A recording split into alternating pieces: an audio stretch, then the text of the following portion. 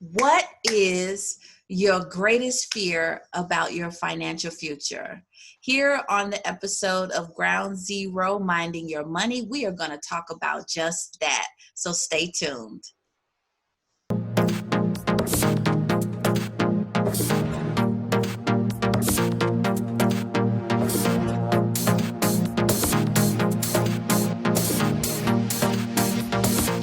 Thank you for joining us on this episode of Ground Zero Minding Your Money.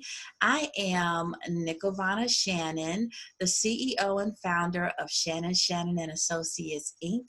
We have been serving our community for 14 years, and we provide financial care solutions for our customer in regards to becoming financially secure through learning financial literacy fundamentals and those basic things that are important about budgeting in order to secure your family's future. And I have my wonderful co-host, Anissa Wright, who will actually introduce herself. So here she is. Yes, hello. Good morning. It's early, but we are ready. My name is Anissa Wright, and I'm your favorite family finance advocate. My whole passion and purpose is to see families build generational wealth and to win. That's why we are here, and that's why we're having these important conversations, just like Nikovana said. What is your biggest fear about your financial future? Listen, that is a question a lot of people are asking, but the scary thing is that some people aren't even concerned about it, Nikovana. I know. It is kind of scary that the thought does not even come up for some people. But yes, let's just dive on in. What is your greatest fear concerning our financial future? So I know for me, because we're in uncertain times, we're actually in the middle of a pandemic. I know that people have lost their jobs. They have had to tap into emergency funds, savings, 401ks. They've had to tap into some insurance policies that they may have had for years because they are needing the financial assistance right now. So in regards to these fears, Anissa, tell me, what do you think are some of the ways that our audience can embrace this time and also still be able to make sure that even once we come out of crisis, they'll still have those fundamental practices in place in regards to financial security? Absolutely. I think one of the biggest things that most people deal with when they're going through a crisis like this is some people think, well, there's nothing I can do. I don't have any money. I don't have any resources. They're kind of lost. And that's understandable because this is new for everybody. I mean, when COVID hit, we all, at least I'm gonna be honest, I didn't think that it was going to be as impactful as it has been, right? I mean, we thought, okay, it's gonna hit like the flu season. Most definitely. Move on, right? Absolutely. So this thing has really done a number on us. So people are really facing the situation for the first time and trying to scramble and come up with ideas on how to survive. Of course, there have been some benefits for those who have been laid off from the government and that nature, but those resources are running out. So now what? The first thing is to take stock. Listen, we all are in this situation together, right? The first thing to do is sit down and take stock of where we are financially. And you tell me, some people just aren't ready to look at that, right? Or face it. It's like a ostrich with your head in the sand, right? Absolutely. I'm not gonna deal with it. I'm not, it'll just go away by itself. I know. And you're so right. I love that analogy. We stick our head in the sand and we feel like it'll just pass us by. And we really are very reactive to the situation. We're very reactive. We definitely are not getting ahead of the ball. Right. And so what happens is when we don't get ahead of the ball, we tend to build anxiety. We tend to begin to feel the pressure of trying to make decisions about things that we really don't want to deal with. So really taking stock is is so important, and having that open dialogue Yeah. with your family, Yeah. being able to sit down and not feel like this topic is taboo. Because the Right. one thing that you don't want to do is to not talk about the truth of the situation, Right. Right. Exactly. you Exactly. know? So Yeah, you, because it's not going away. I mean, if you have, God forbid, you have a disease or anything like that, not talking yes, about it is not going to make it go away. The first thing you do is you go see a doctor, right? You say what it absolutely. is, and you go see a doctor. So you're absolutely right. Yes, yes, yes.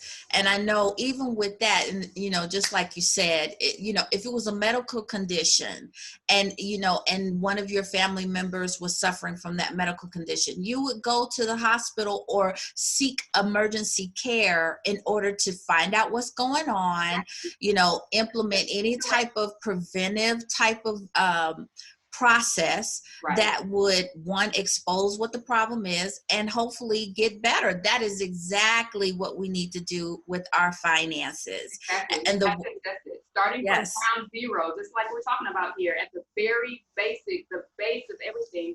Let's just start yes, where we are. And yes, Nicola, let me be honest. I'm not just talking from a empathetic stance here. I right. actually sympathize with those who are actually going through this situation, because my husband was laid off Mm-hmm. he was laid off late last year before the pandemic hit. And, Yeah. then going into the pandemic, of course, he had these skills, but nobody was hiring. So we're all like, okay, what Yes. now? So, Right. The first thing we had to do is sit down and evaluate where we were. Praise God, we had Mm-hmm. into place. But even with that Yes. being said, we couldn't move forward until we found out where we were. No, no, no. And that is the truth. And the beautiful thing is that you all had open communication and it wasn't a taboo subject, and you weren't like at each other's throat about it. And you knew that there had to Right. be a consensus between the both of you in order to move forward. Because who Right. plans for a job loss? Who plans for a layoff? Who plans for that? We don't Right. plan for that. What we plan is that we're going to work for the next 25 or 30 years. Exactly. We're going to keep getting that salary increase. If you have children, they're going to continue to grow and go to school and graduate and go through all of these natural steps that we put in place. Yeah. And then something happens, like for instance, my child, when she came here, she had a heart condition. So that meant that immediately 3 months in, we were looking at major heart surgery. So even as a family, we had to talk that through. Like, first of all, we had to wrap our head around that the newest addition to our family is getting ready to have open heart surgery. But then we had to make sure, one, we had the insurance in place in order to help cover those expenses, because it's very expensive. And then we also had to have a safety net in place that would allow us to be able to cover the deductible, because even with private insurance, you still had a certain deductible that you had to meet. And even in that situation, like you said in yours, it was a blessing that our family was able to pull together and really be able to handle whatever those out-of-pocket expenses were, which really enabled us to, one, concentrate on helping my daughter heal through that process and go through the therapy and whatever else. So you didn't have to worry so my finances are good. We got insurance. We can cover the deductible. Now I can be about my kid, So I definitely understand that communication channel is so important. But you spoke on something important too, because you said the family came together, and a lot of times I think what happens is that people are too afraid to ask for help.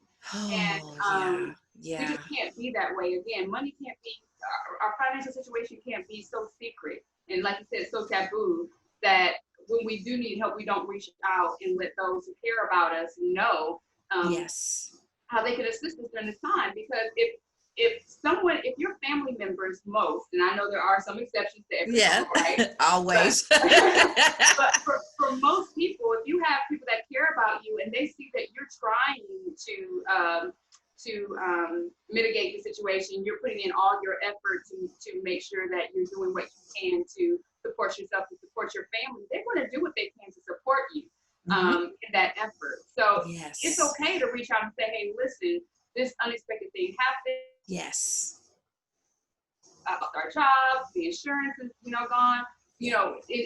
and seek help and assistance during these times. Because let me tell you something, what's worse than having, poor financial health is poor physical health. Mm. And when you are constantly worried and you're constantly stressed out about how you're going to pay that next bill or where you're going to get the next, meal from, or whatever the case may be, whatever struggles you're having, and it doesn't have to be that severe, but it could be Yes. anything. If it's Anything. weighing heavily on you and it's having a physical effect, Yes. that's not only affecting you personally, but it's affecting your whole family. And your whole family. That's where the breakdowns come. That's where the relationship breakdowns come from. That's where the marriage breakdowns come from. Yes, So yes. get to that point, let's stop, put the brakes on and say, listen, we've assessed where we are. We now, we're coming up with a plan of what we can do, but let's see how we can get some assistance with the things that we can't handle at this point. And when you do that, and you open up yourself for that assistance from a financial planner, financial coach, family, whatever the case may be, now you're taking that stress off of yourself and you're using the resources that you have. No, it is important. And you know what? We're going to pause right there because we're going to jump right back into that once we come back from our break. So stay tuned. Awesome.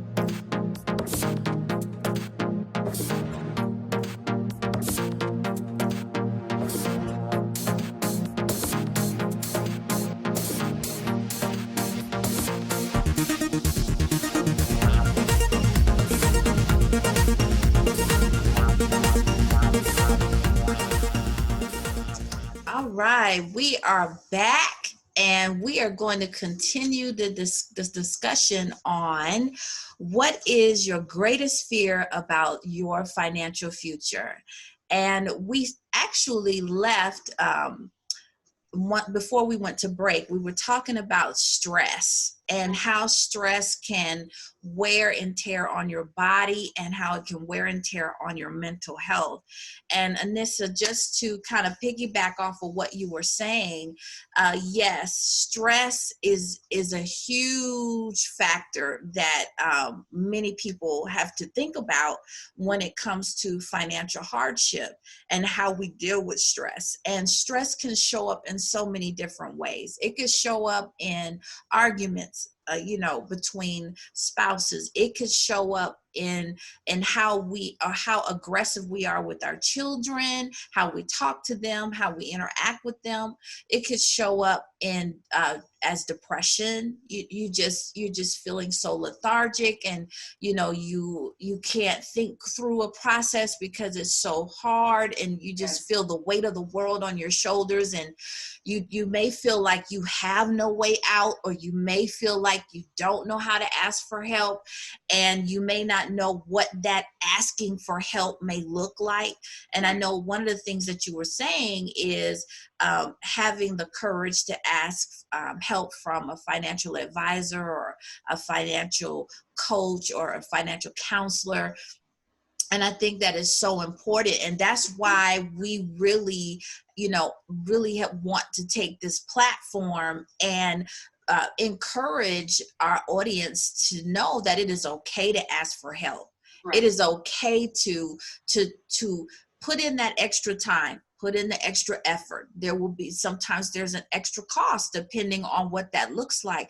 But to be able to tap into someone who is financially literate, who understands that financial language, who understands that, things do get pressured at times, but we are skilled and we really have put the time in to make sure that we can navigate you through those hard places, is really something that I would encourage for our audience to do, because the both of us serve in that capacity, and we are equipped to ask the right questions to really open up that dialogue.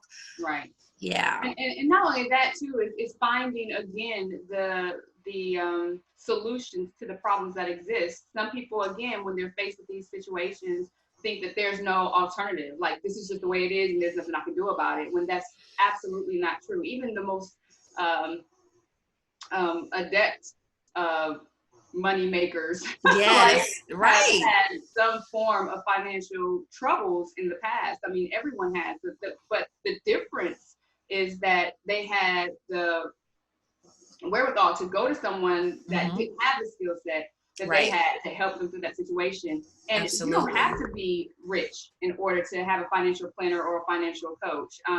The most important thing is to make sure that it's important to you, that not Hmm. only you're looking to make sure that your finances are situated for you and your family today, but that you're looking Yes, ahead for your future and then for your children's future. I think that's one of the exactly.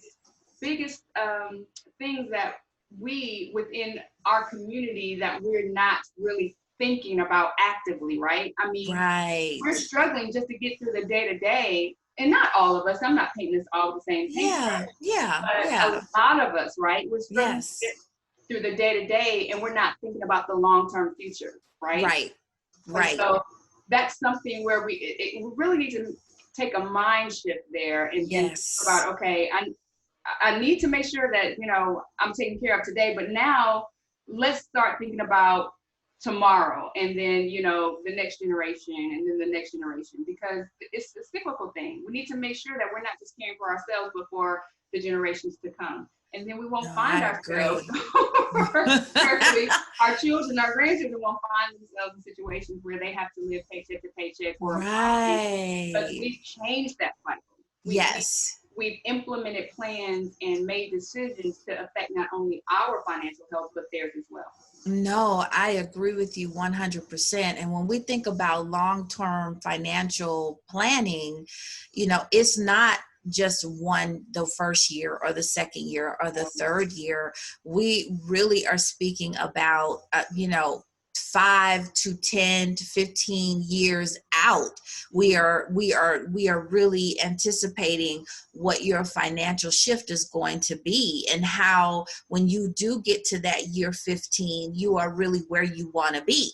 Yeah. There are so many applications and tools and products out there, like you said, and you don't have to have, a full nest egg of money in order to do this. No, there are some amazing uh, products and services that between the both of us that are available for you, for anyone that is, it doesn't matter what your salary bracket is. It doesn't matter, if you are considered working class or considered, upper echelon. It doesn't matter, because the goal, again, like you said, is to leave a legacy for your family, because the one thing you want to do is create a new baseline.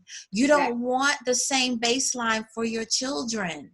You Mm-mm. don't want them to have the same baseline as you, because that means that they're starting all over again. What Right. makes sense is that they have a new baseline, and they Right. have a new thought, a new narrative that is so different from yours. You want that. I mean, I want that for my children, and I want that for, my clients' children, that they don't even sound the way that we sound Right. now.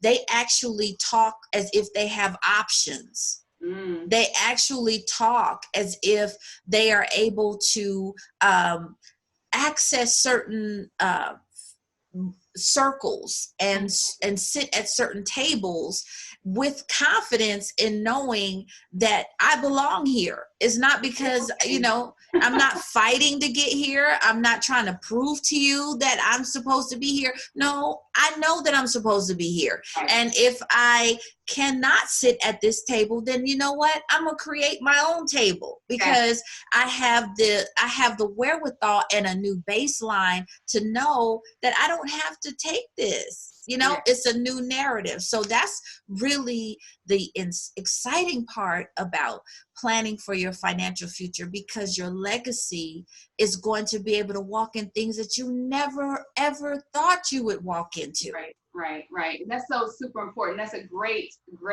illustration.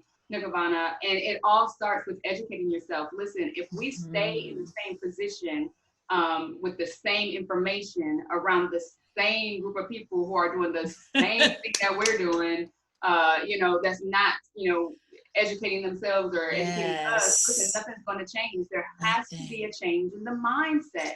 And that starts Yes. with, educating ourselves, becoming financially literate. Listen, Yes.